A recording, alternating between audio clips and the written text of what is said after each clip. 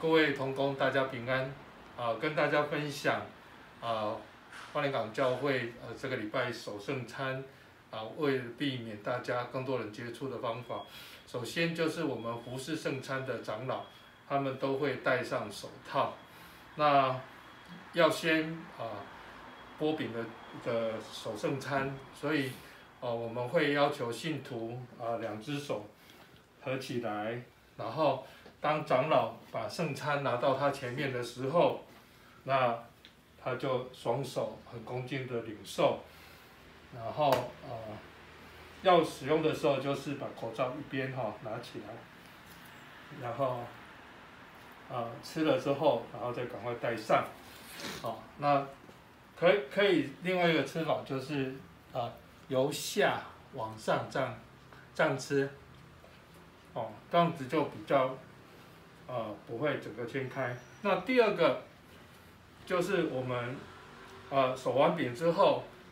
那我们可以去买这种手套，在大卖场都有卖，这个叫 PE 卷枕手套，一般来讲也是手扒鸡的手套，这个一盒大概有100个，那这个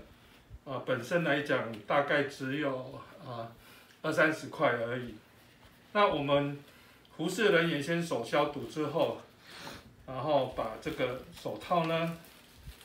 抽出来之后可以对折，或是夹到周报里面去，放在周报里面，这里面有夹的。那当我们要领杯的时候，我们就请我们的会友把里面的手套套到他要拿杯的那一只手，然后当服侍人员把杯到他前面的时候，他就用这个手套这样子来领，然后喝了之后，手套戴起来，然后手还是握着这个杯，手套倒着这样子，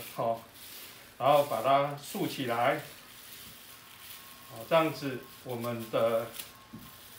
杯子出到门口的时候就丢到桶子里面去，这样就完成我们的圣餐。这样子避免大家每一只手伸过来的时候交叉感染。那饼也是由服侍的长老来帮忙